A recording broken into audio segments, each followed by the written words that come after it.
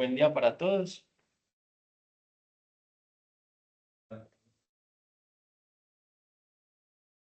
Listo. Hoy el tema que nos corresponde es hablar de... El día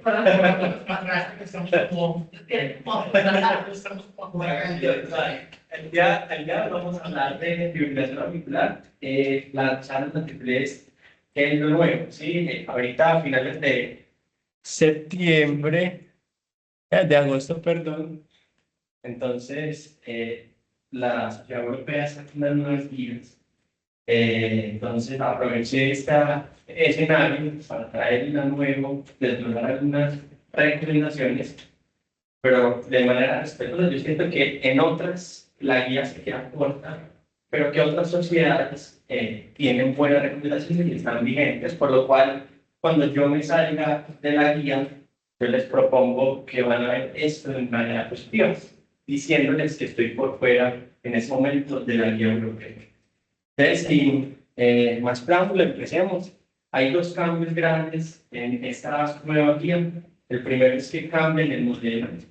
Ellos pasan de un modelo ABC a un modelo EIC, ¿de acuerdo?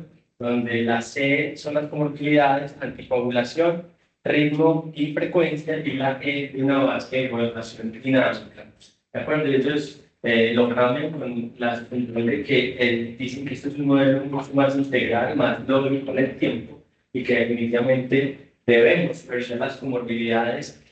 Lo que antes ellos lo tenían de último, ahora lo ponen pues dándole una prioridad a esto. Y lo segundo es que cambia la determinación del riesgo trombótico, embólico, perdón, eliminando la categoría C.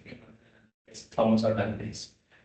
Una introducción, entonces, la fibrilación auricular es una taquiarritmia supraventricular que no depende del nodo auriculoventricular. Eso es importante, porque estábamos hablando del manejo. Es considerada la arritmia crónica más común de todo el mundo. Si hablamos de datos, una prevalencia estimada para el 2010 aproximadamente de 33 millones, y vemos como para el 2019 aproximadamente 60 millones de diagnósticos. La mayoría de literatura nos dice que va a ser una prevalencia creciente en el tiempo.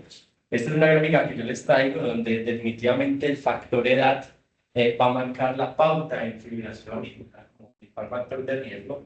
Vemos que a mayor edad o a medida que la población envejece, la fibrilación auricular es más prevalente, y al menos en esta corte sale el estudio Atria. En esta corte dice que la población de hombres es más frecuente que el de fibrilación auricular respecto a las mujeres. Con la epidemiología local cambia un poquito, ¿cierto? Y eso de hombres y mujeres es consistente en todos los grupos de edad. Datos locales, como todo lo nuestro, hay información. Este fue un estudio del CISPRO que recoge más o menos 143.000 datos, y aquí hay datos importantes. Uno es que de 100.000 habitantes hay 87 diagnósticos de FA.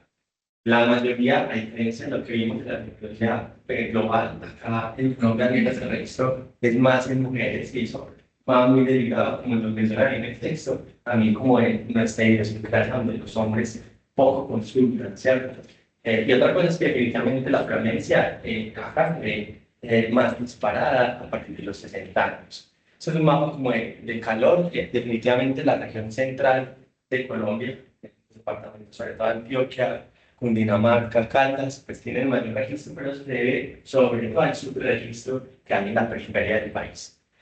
¿Por qué es importante hablar del tema de FA? Definitivamente la FA está involucrada en el desarrollo de cardiopatías, de falta cardíaca, incluso de enfermedad coronaria, condiciona calidad de vida, duplica el riesgo de muerte por dos, y el riesgo de muerte cardiovascular también por dos, asocia demencia vascular, y definitivamente cualquier factor de riesgo que usted se imagine puede inducir FA, se lo voy a demostrar ahorita con una gráfica.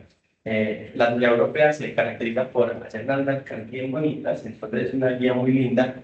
Ellos dicen, bueno, se asocia a diferentes desenlaces, entre ellos hospitalización, falla cardíaca, stroke, tromboembolismo, incluso muerte, y que eso definitivamente va a cargar unos costos al sistema muy importantes. Eso era lo que yo les decía, factores de riesgo para FA, todos los que usted quiera. Yo sí les quiero traer que siempre nos quede en mente, definitivamente es el envejecimiento. Es el primer factor de riesgo a la hora de la fibrilación auricular, pero hay otros. Si hablamos de hernia, los blancos tienen mayor prevalencia, al menos en datos a nivel global, sobre la población afroamericana. Y hay algunos factores genéticos que también pueden influir. Y definitivamente, así como la fibrilación auricular puede llevar a cardiomiopatía, a pares cardíacas, todas estas comorbilidades pueden inducir fibrilación auricular y eso se convierte en un círculo vicioso. Para traerle algunos datos nada más, por ejemplo, la cardiopatía hipertensiva aumenta el riesgo 1.4 veces más para inducir FA. Si usted lo mira, ¿cuánto? Veces. Es 1.4 veces. Si me permite analizar ese dato, yo cuando lo leí al principio dije, uy, es poco. Pero si usted mira la carga global de hipertensión arterial en el mundo, ¿cierto? 1.4 veces ya significaría un número más importante. La enfermedad coronaria, pero sobre todo la enfermedad coronaria activa, los síndromes coronarios agudos son los que más tienen asociación con FA.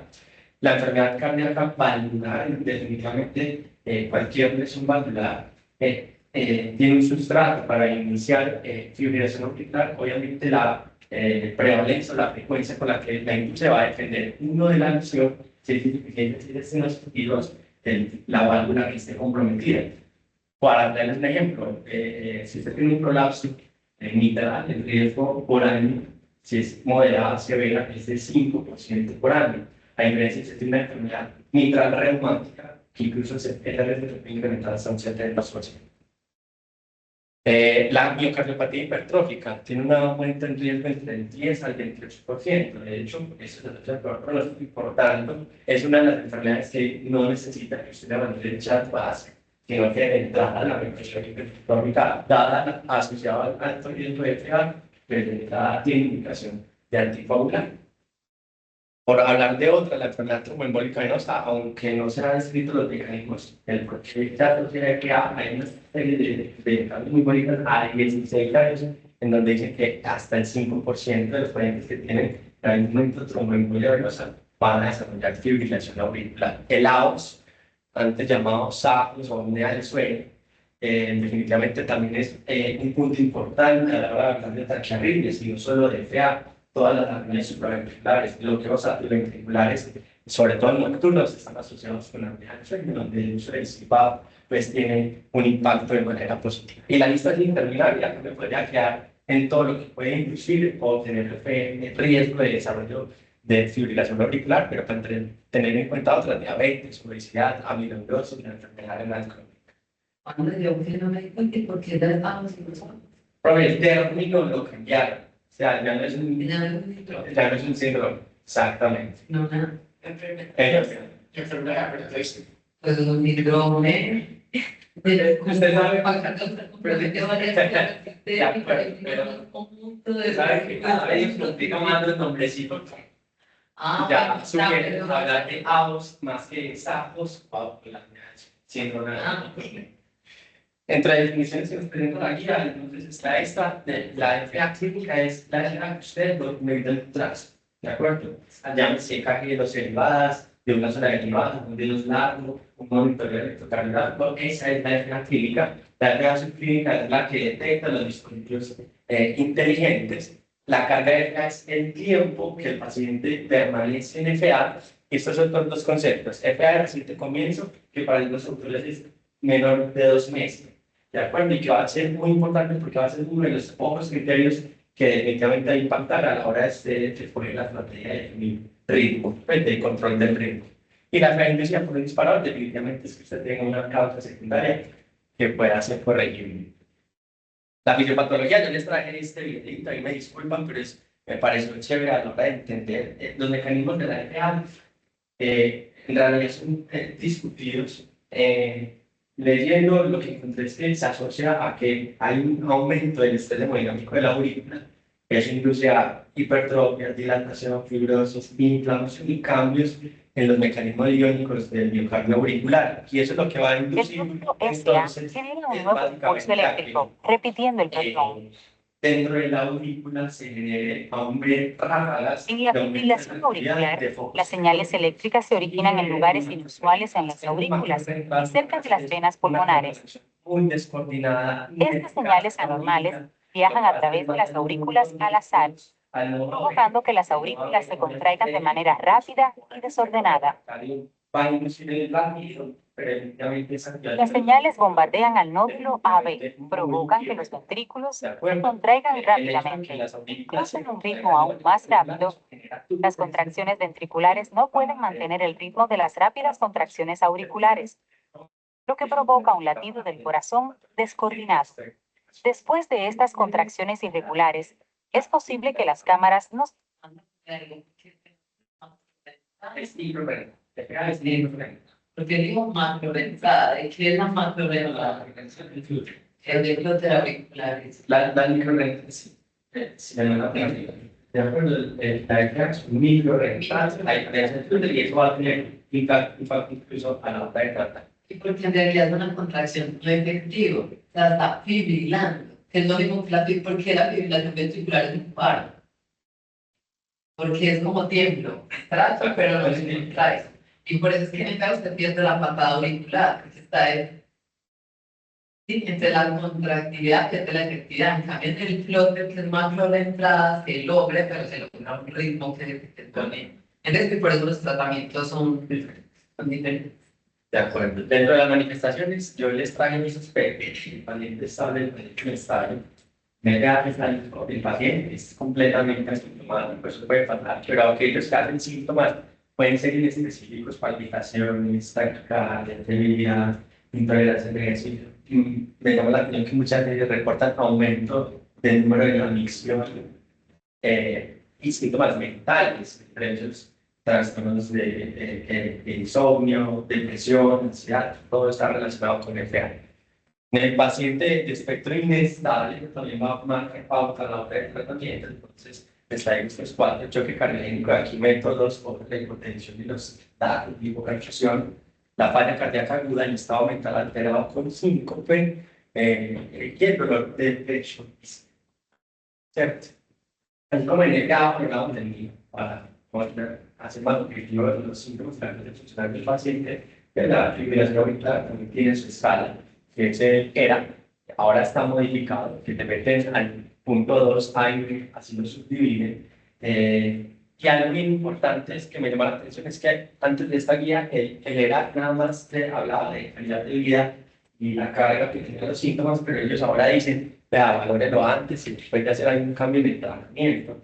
Y a partir de este dirija cambios, ¿cierto? Esto es una recomendación que uno ve que antes no aparecía.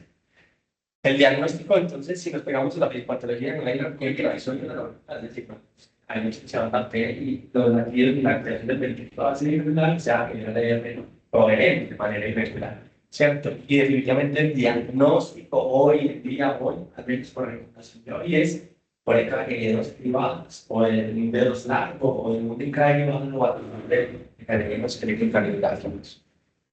Cada día incluyen los Holter. O incluye Holter. Hay algo importante, y es esto, que si usted hace el diagnóstico a través de un electro, bastan 10 segundos detrás para hacer el diagnóstico. Sin embargo, si es por los otros mecanismos, requiere al menos 30 segundos para que usted hable de fibrilación auricular. Y ese es el típico eléctrico, ¿cierto? Donde hay ausencia, eso es lo que llaman las ondas F minúsculas, la línea, lo que habla la propia fibrilatoria, y un RR irregular. Esto es lo que nos esquematiza la guía europea, los mecanismos que hacen diagnóstico y los que muy posiblemente con toda seguridad ya vamos a hacer diagnóstico en el futuro a través de estos dispositivos. Tengo un diagnóstico de NFA, ¿cierto? Entonces, ¿cómo me voy a aproximar? Una historia clínica completa, mirar cuál es la carga de los síntomas, vamos a clasificar la ritmo. Definitivamente a todos se les debe hacer en principio un ecocardiograma transtorácico y un panel de paraclínicos básicos que la guía nos quiere: un cuadro hemático, una función renal, un perfil tiroideo, un ionograma completo, una función hepática y una glucosa, porque todo esto incluso, además de aumentar el chat box, nos va a de pronto a descartar enfermedades, también nos van a cumplir criterios para evaluar el riesgo de desarrollar. Y ya nos dicen que individualiza el paciente. Si usted sospecha patología infiltrante de la cardioresonancia, si usted sospecha una enfermedad coronaria activa, bien sea la filografía o la colorectal, dependiendo pues, del riesgo, usted individualiza otros de las diagnósticas. ¿Cómo nos lo clasifica ellos? En 4 parámetros. FA de diagnóstico de primera vez. Es decir, por ejemplo, lo dije antes, no había ese diagnóstico. Una FA paroxística es que de forma espontánea, como usted lo decía, pues, la línea por debajo de 7 días. Persistente la altura más de 7 días, persistente de larga duración, más de 12 meses, pero que usted aún siga pensando que ese paciente en algún momento yo no puedo llevar la estrategia de control de ritmo, y definitivamente una FA permanente es que usted como médico y el paciente pues concuerden en que no se va a buscar más la estrategia de control del ritmo. Yo tengo de los que están en mayor de 7 días y menores a 2 meses. No, eso se queda mayor y persistente. Solo la duración y después de 2 meses. Esto no lo plantea la guía este año, pero desde el 2016 ellos ya habían hablado del cambio de la FA valvular, lo que antes llamaban FA valvular, y en el 2016 no, mejor hablemos de la lesión específica que tiene el paciente.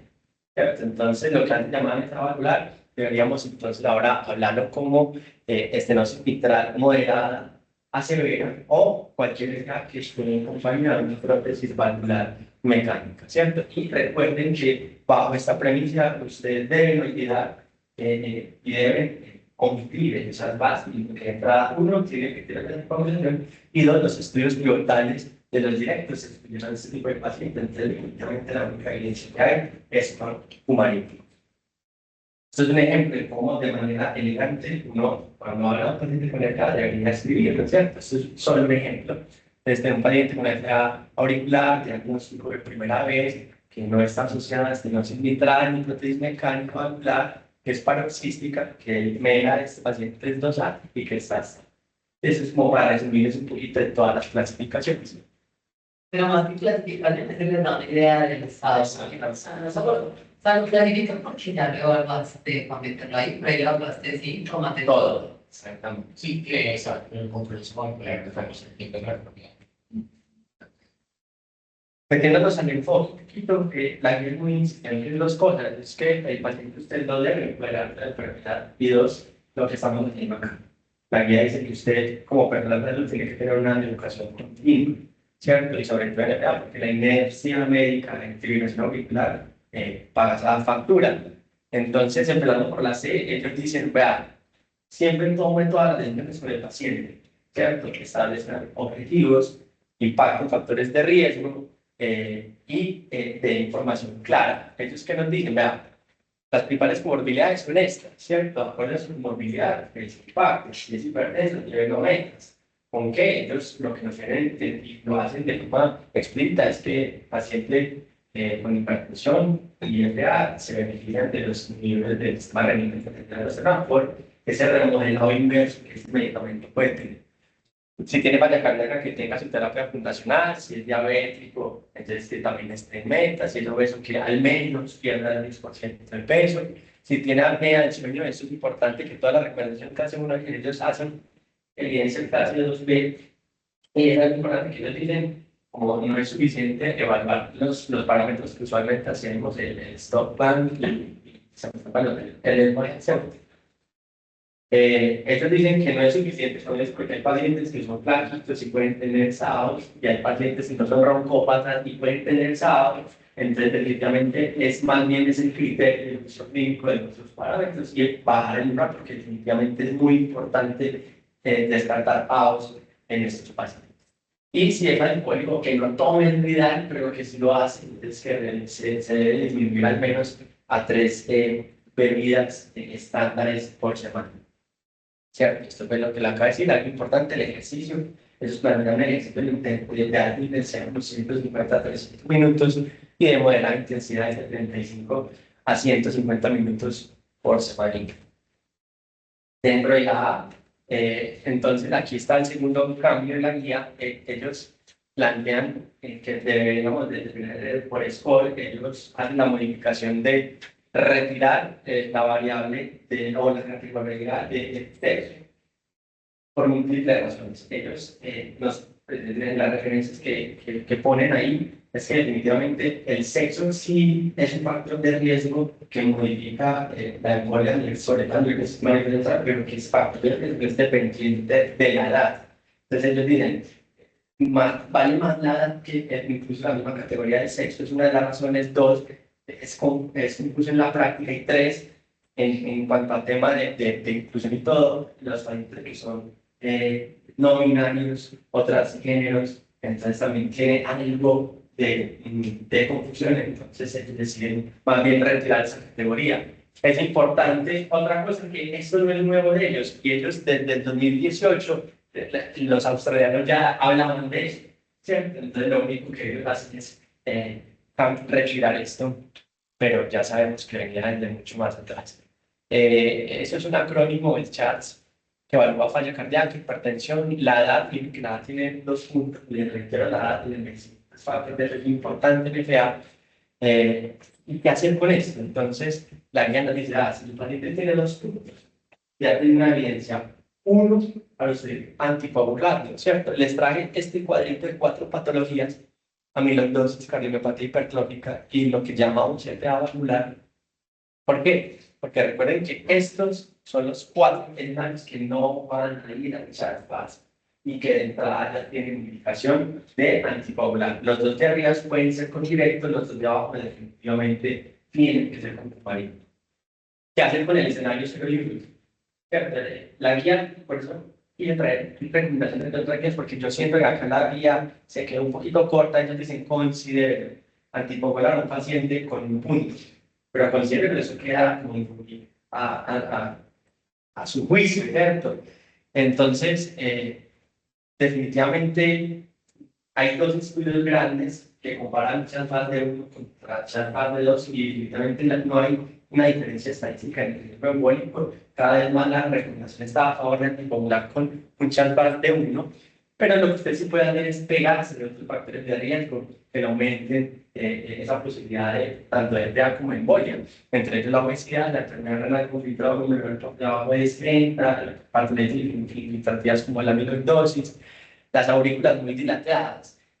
Encontré datos de que aurículas con volumen más de 50, incluso más de 70 mililitros, pues tiene alto potencial de desarrollo de fibrilación auricular. Entonces, peguémonos de eso. Es más, no solo el CHADS es el único score que existe. Miren este score curioso, con una R al principio. Esa R es de enfermedad renal. Y esta, que fue un estudio bellísimo, ahí les dejo la referencia, que es con el P2 CHADS. Y el P2 es que valoran la morfología de la onda P en el EKG. Y eso incluso se vio que tiene un gran valor predictivo para inducir en trombosis, ¿cierto? Mejor, en embolias. Entonces, miremos que también la arteriopatía, pues, con toda seguridad, un futuro va a coger un poco más de fuerza.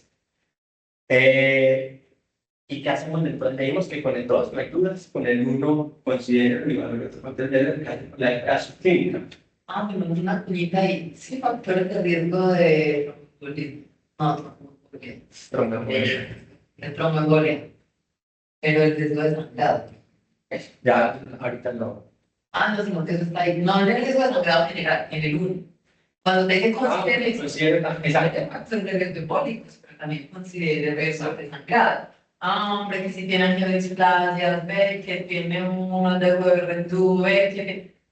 Entonces uno dice, sí, riesgo, pero tengo el otro. O sea, no olvidemos el lado del sangrado. En ese uno, ese considere, mire que otros factores de riesgo trombólico, pero mire también el riesgo de sangrado. Y ya cuando hablan del riesgo global de sangrado en todos. Pero es para que uno no se pierda eso de vista. De acuerdo. Ya vimos 2, 0 y 1 que hacen con la subclínica, ¿cierto? Y aún ellos lo dejan con la recomendación de evidencia más bajo, ¿cierto? Ellos dicen, considero si tiene un muy alto riesgo embólico y el riesgo de sangrado es bajo.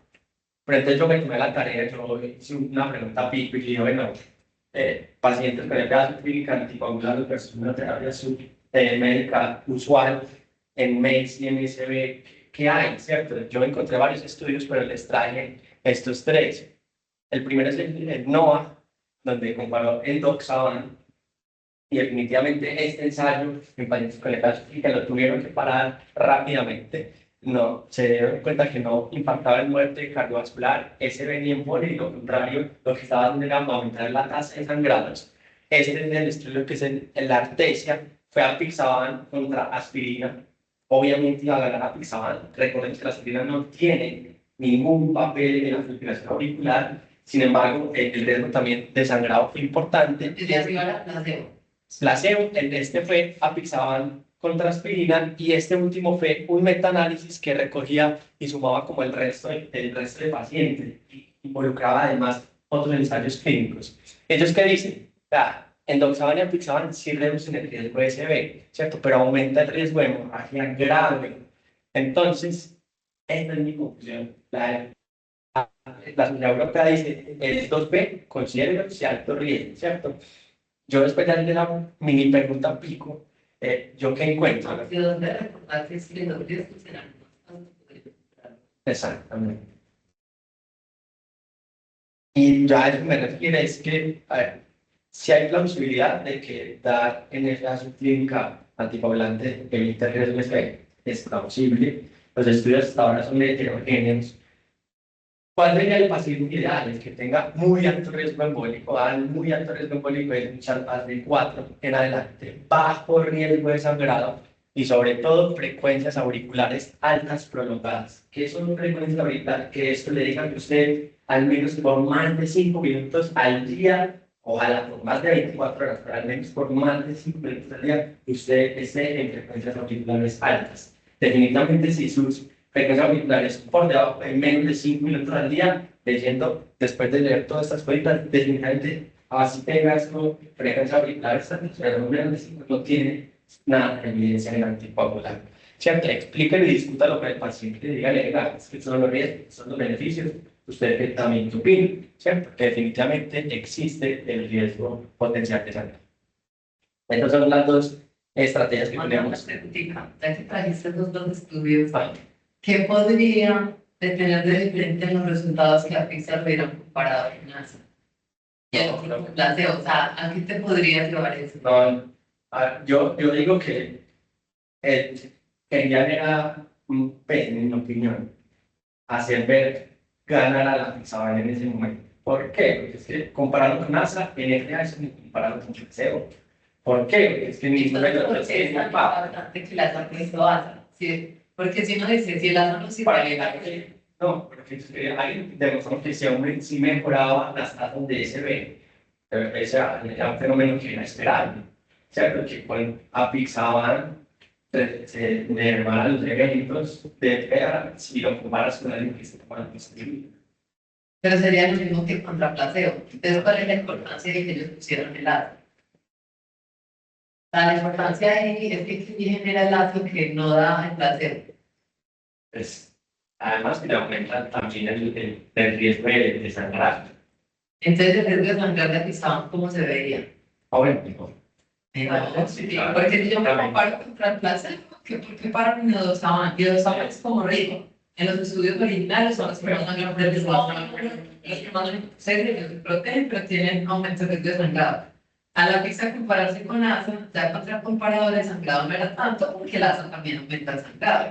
Entonces, por ejemplo, eso que tú dices que era de esperarse que disminuya que se ve, no, porque eso es lo que están tratando de mostrar. Eso es lo que se está tratando de mostrar. Que ellos manejan en esa hipótesis, ellos también. Al principio del estudio, su hipótesis era que generalmente uno espera que con eso uno reduzca el riesgo de morir en su vida. Pero un comparador que también sangra, ¿qué hace? Que si los dos sangran, la magnitud del sangrado es que sea algo, ¿no? Que es lo que uno dice, le metiste a la digamos que no sirve, pero te puede de alguna manera disminuir el impacto. Que el sangrado comparado con Cuando sangra. aquí te sentí llorar.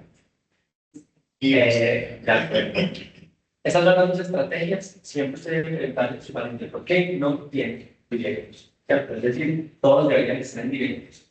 Es la primera línea en ausencia obviamente, de contraindicaciones. Los estudios de Aristóteles, de Rocket, de Ridley, se crearon como estudios de no hiperioridad, pero hay una ley superior, es superior a la marina, ¿cierto? Como son estudios de no inferioridad, no pueden empezar. Ellos al final dicen que es igual, pues por lo menos no inferior a un El ministerio, de acuerdo. Claro que no se puede compararlo directamente con Marina, que es donde le nivelan. Total. Hasta le llevan. Que mira que No, chévere, chévere esta interacción. Con marinos, solamente lo digamos, es decir, válvulas mecánicas, mitral, buena, severa, van un marino. Y obviamente, si tiene esa, si el país tiene endometria cantar, pues también de entrada es con marinos. Ni NR23, pero si es una válvula mecánica mitral, 2.5 a 3.5, es lo que uno busca. ¿Cierto? Y es muy importante que si no lo dice la guía, si usted tiene un paciente que tiene más de 75 años, viene con marina, pues déjelo quieto. Si viene bien y viene de la mesa estable, déjelo quieto. Y sería un único escenario en el cual no nos pararemos para diabetes. Estas son las dosis. Se las dejo ahí, no se las voy a mencionar. Esa bondad de que hay unos criterios de ajuste. ¿Cierto? Las dosis iniciales son estas: 5 cada 12 para la pizza, Vigatran 150 cada 12, Rivaroxaban 20 al día. Ojo, hay muchas tasas de fracaso con Rivaroxaban, pero es porque no le explicamos al paciente que este medicamento le tiene que dar con el estómago lleno, ¿cierto? Porque si se lo toma, no, lo hacen mucho por manera que es un estómago vacío, definitivamente el medicamento no tiene la misma biodisponibilidad. Entonces, siempre es con el estómago lleno. Bajo estos parámetros uno debería hacer el ajuste de la dosis. Y no es porque si mi paciente tiene 90 años, que me va a darle 5, muy bien, ¿cierto? Muy bien, y para darle 5, no. Si el paciente está más de 60 y la creatina está bien, pues nada, hay que darle el digamos, ¿cierto? Tampoco se sale esto, se sale la guía, que hace con los pacientes enfermos. Entonces, todos los estudios siempre son hasta 80. Y todos después de eso, acumulación. Entonces, Con la enfermedad renal crónica estadio sí. Y con los pacientes fibrosos, pero eso no lo toca la guía, ¿cierto? Entonces, por eso también me sale un poco de ellos. Cada vez más está a favor de enfermedad renal crónica. Y FA, estadio 5, no anticoagular. Los estudios con directos, los diseños son malos. Y con warfarina, pues, lo que se ha demostrado es que sangran más. Entonces, FA y enfermedad renal estadio 5, la se está dando anticoagular y con cirrosis. Recordemos que los comorbídicos con cirrosis no tienen en Child A, yo puedo colocar los 3 directos, en Child B, todos menos riba, y en Child C, ninguno de los directos tiene función. Y el riesgo de sangrado, esto no es para contraindicar un anticoagular, sino que para que usted esté vigilante y que modifique factores que quizás puedan potencialmente ponerla a sangrar. Si es hipertensión nivel aumentas, si está con antiagregantes que estén indicados, que ya salió el tiempo de no agregar que te retire, etc. Y cuando se contraindica, pues ahí es como el cierre de la fibrina, ¿cierto? Que también no lo presenta la guía. Y como evidencia uno, es aquellos pacientes que van a ser expuestos a una cirugía cardíaca, de una vez no precisamente hacer el cierre de la oreja. ¿Cierto? ¿Qué pasa si el paciente, pese a que esté anticoagulado, se vuelve y tiene un SB?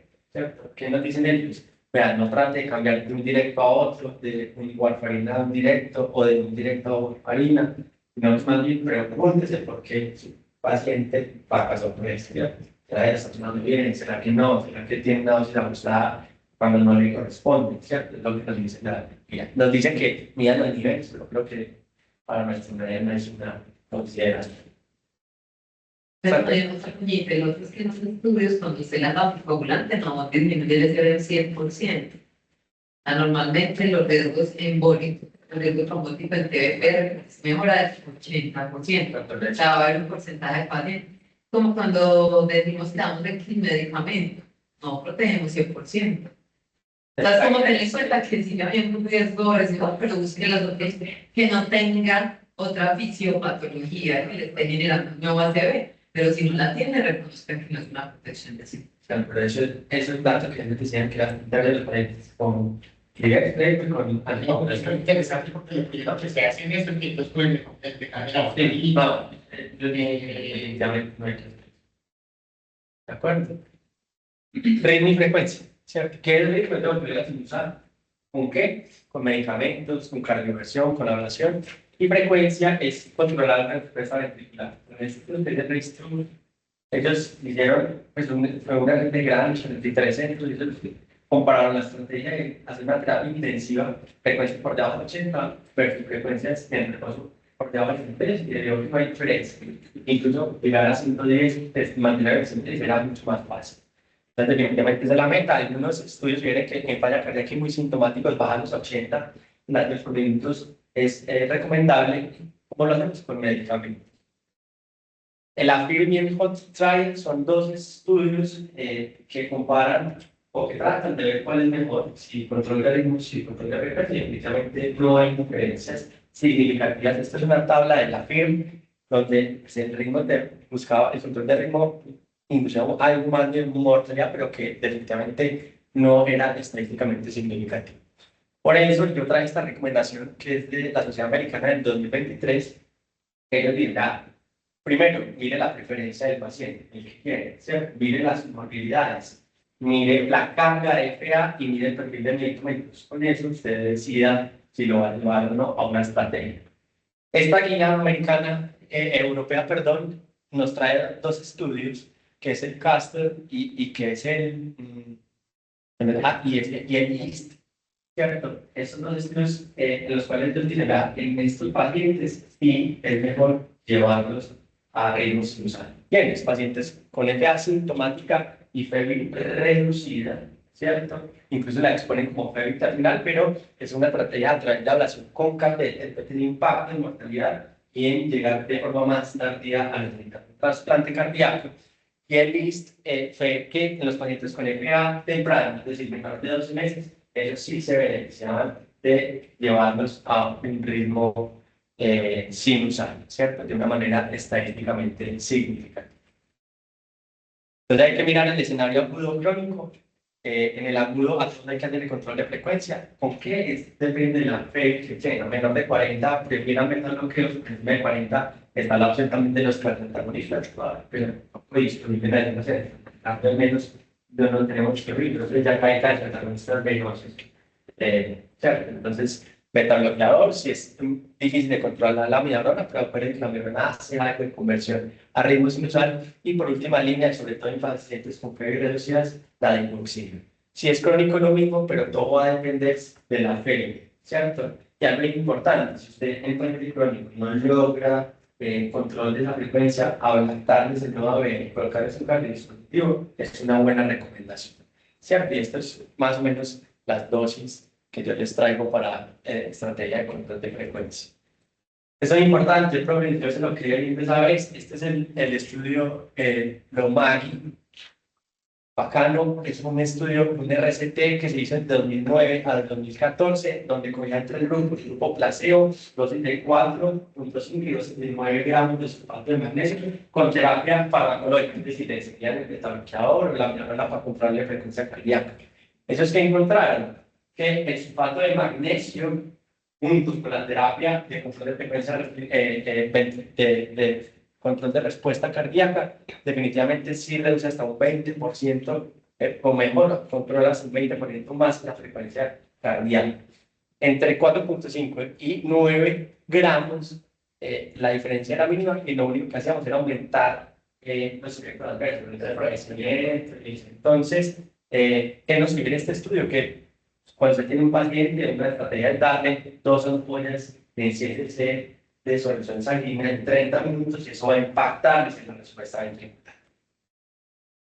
En control de ritmo, pues se puede con cardioversión eléctrica, farmacológica. Hay una estrategia que se llama esperar y ver. Eso sale del RACE 100. Y en la estrategia esperar y ver comparó a los pacientes que los llaman cardioversión eléctrica versus a esperar 48 horas a ver qué pasa. Y definitivamente a 4 semanas los desenlaces de llevarlos al sinusal eran prácticamente iguales. Entonces, es otra estrategia que podemos hacer si tenemos un paciente que es estable. Y la estrategia de Killing the Pocket Solo es útil si usted en el hospital comprobó que eso le funciona a su paciente, no es para todo el mundo. ¿Cierto?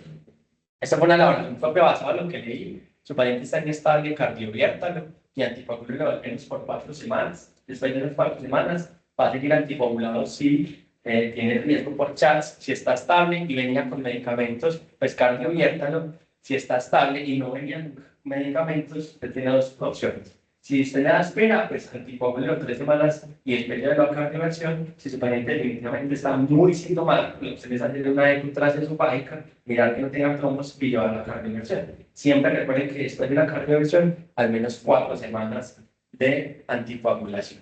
¿Con qué hacer la cardioversión farmacológica? Si su paciente tiene daño estructural a amiodarona, si su paciente tiene un corazón estructuralmente sano, es la propafenol, ¿cierto? Entonces ya para terminar, esto es un abordaje, ¿sí? Le llegó el paciente, está inestable, ya dimos los signos, cardioversión, ¿cierto? Si está estable, entonces empiece control del ritmo, de frecuencia, obviamente lo que se dice la emisión menor de 40, la disponibilidad de los cardiotagonistas, ahí nos terminarán o en metaloqueadora, miorna o en ligoxina, ¿cierto? Y ya después de análisis de un paciente se beneficia o no de llevarlo a ritmo sinusal, ¿cierto? ¿Qué hacen con los demás? Eso también fue elaboración propia. A todos hay que hacer control de frecuencia y siempre pregúntese si su paciente requiere sí o no llevarlo a ritmo sinusal, ¿cierto? Y en la FA permanente, básese sobre todo en control de comorbilidades, evite que su paciente haga un evento trombótico, maneje frecuencias cardíacas por debajo de 110 y si sigue muy sintomático, definitivamente adaptarle el nodo del cardiodispositivo tiene la mejor evidencia. Y la E es una evaluación dinámica, ¿cierto? Valore su paciente cada vez que se rehospitalice, o si no se hospitaliza cada 6 meses por el primer año y después de eso cada año, valorando siempre el riesgo dinámico de sangrado, de trombosis, de embolia, perdón, etc. Pérdidas, finalmente entonces, cribado, totalización, ¿sí o no? La evidencia aún es corta y dice, si su paciente tiene alguna manifestación de FA o hizo una embolia, pues definitivamente FA, ¿cierto? A todo mayor de 75 años, si le entran en consulta, obviamente, posible alteración del ritmo, si lo encuentra, hagan un electro, ¿cierto? Y esto como recomendación 2A, donde dicen que aún no es costo efectivo, dicen que a todo mayor de 35, mayor de 65, con alto riesgo embólico, hacer un EKG, que eso hasta ahora está muy debatido y por ahora no es costo efectivo. Fibrilación auricular desencadenada, si su paciente tiene un trigger anticoagulante, si ya hizo el FA, el paciente tiene un sustrato para el FA, excepción, corazón de pie, paciente joven, fin de interna, todo el fin de semana tomando, experiencias que ya sí míralos con lupa. En situaciones especiales se ve la interrupción temprana a 7 días versus prolongada, se ve mejor que hacerlo antes de 7 días tiene la mejor evidencia, si es hemorrágico, eso discútalo multidisciplinariamente a un plazo de 8 semanas. El ISUS o el ESUS, que era aquello que se ve donde usted no lograba, pues cuando usted no lograba no anticoagulante. Sí, busque actualmente Walter del día, de 3 días, de 7 días, monitor de eventos, ¿cierto? Pero no anticoagulante si no la encuentra, ¿cierto? En el embarazo, recuerden, ni directos ni cumarínicos, solo heparinas de bajo peso molecular, el parto es por indicación obstétrica y en ellos pedirá más ritmo que control de frecuencia, ¿cierto? Y en Flutter, lo que ahorita hablamos, la anticoagulación es igual, pero como se trata de una macro rentada, medicamento va a ser muy difícil. Es siempre que usted vea un Flutter, trátelo de llevar a estudios por electrofisiología. Esto es un reto clínico, yo les quería preguntar, pero es primer diario, no me puedo presentar. Solamente entiendan una cosa. Si usted no le pone medicamento paciente con FA, las frecuencias promedio de sus pacientes van a estar entre 90 y 170. Si su paciente está por debajo de eso o por encima de eso, fíjense que hay algo de base. ¿Qué es de base? Por debajo, o que le sobra medicamentos, o que tiene una disfunción del nodo luminal o del nodo auriculoventricular. Este es un electro, no hay onda P, la frecuencia está por debajo de 50. ¿Cuál será el diagnóstico de esto?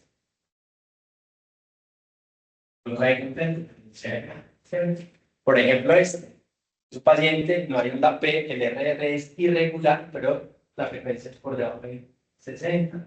¿Cierto? ¿Cómo se llama esto? La FA lenta. Muy posiblemente está hablando de una disfunción del nodo sinusal, taquibradi, ¿cierto? Y por último, toda paciente con frecuencias auriculares muy elevadas. A ver, el corazón es muy bonito, el nodo A no permite, esto va a ser un freno fisiológico, ¿cierto? Por más de que usted mande estímulos, él no va a dejar pasar todos los latidos, ¿cierto? Si usted tiene frecuencias ventriculares extremadamente elevadas, por encima de 200, 250, siempre piensen que esos estímulos están yendo por otras vías, ¿cierto? Entonces, un paciente con vías accesorias que se necesitan en FA, muy posiblemente este sea el eléctrico, es decir, que llamamos una FA preexcitada.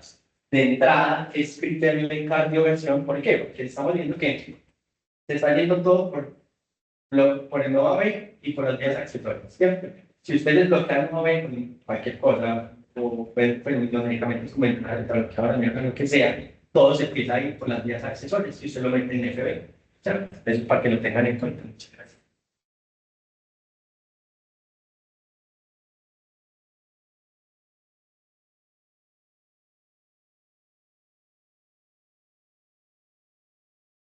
La presentación es y de verdad que tu presentación, buena referencia, me gustó mucho cuando me agrego de la guía, vuelvo a la guía y pues como para llevar la guía de lo que para la persona. Y todas las cosas de elaboración propia, perfecto. Me encanta. A mí que me encanta, o sea, por ejemplo, yo soy de las que digo, acá no vamos a presentar la guía de FA, porque esto no es una exposición de guía de FA, es un abordaje, el enfoque del paciente con fibrilación auricular. Entonces es súper valioso cuando nos traen como un resumen de un artículo, sino que en realidad leo del tema, nutro esto, porque es guía, o sea, que me ayuda. Yo no sé si ustedes ven que cuando ya uno busca ver la evidencia de la guía, uno dice, ve, ¿por qué no meten esto? Ve, ¿por qué no meten aquello? Porque como usted en la guía trata de orientar gente que no sabe el tema para que tomen decisiones más fáciles, pues que muchos cardiólogos se salgan de la guía. Porque me conozco estos otros 3 estudios en los que esto ha estado a favor, en los que va esto, o aquello. Que ahí viene el comentario que a veces decimos de muy petulantes de los profes, pero algunos tendrán razón, que ellos no necesitan la guía para tomar ciertas decisiones. Y porque cuando uno ve las elaboraciones de guía, a veces para llegar a un consenso es como, ¿qué hay en toda parte? ¿Qué es más fácil de hacer? ¿Qué no? A veces no es específicamente lo que sea más mejor, como diría yo, para un paciente, sino que a veces es también que hay una política de salud pública y que es más asequible. Yo a veces digo cuando dicen, como no también se con EKG, pero la gente quiere hacer colesterol anual, glucosa anual, hemograma anual, ¿cierto? Y a nadie le tiembla la mano para que llegue espejo con los exámenes de rutina. ¿Cierto? Entonces, ¿qué más da un EKG? Lo que vale un EKG comparado, o sea, vale menos que hacer una glucosa, ¿cierto? Lo que pasa es que probablemente la FA, si usted dice el hospital y palpando el pulso en el consultorio, coja muchas. Porque a veces están los abuelitos, miren que cuando llegan, es que no, 15 días de síntomas, los corazones todos volquereteados, que no digo, ¿hace cuánto estarían? Así, entonces, para mí, el punto de vista crítico, lo que estoy tratando me encanta, porque yo digo, ahí está fluyendo el internista, porque esa es la capacidad que nosotros debemos adquirir. No es como, es que la guía, como cuando usted le pregunta al residente y le dice, es que la guía dice, que uno dice, bueno, que la guía lo dice, o que estudios lo demostramos. Después tú vas a tener los argumentos y los elementos para tomar decisiones en los pacientes, como mi señora, si haríamos eso. Pero como usted esto, aquello, por esos detalles yo voy a decir, le recomiendo que haga tal cosa, que finalmente el paciente acepta o no la recomendación, entonces te felicito, amigo. Me parece un club muy significativo siempre que uno revisa un tema. Y les iba a preguntar, ¿cómo determinan ustedes que el paciente tiene buen control de la respuesta ventricular? O sea, ¿cómo ustedes saben que el paciente tiene eso de menos de 110, o menos de 180, o menos de 80 que tiene falla cardíaca convencional? Yo siempre los digo, que revisen.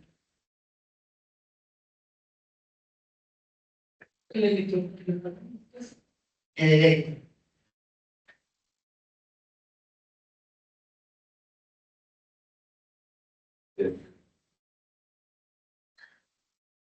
el pulso.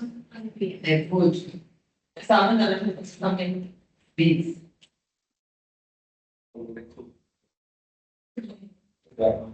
el pulso.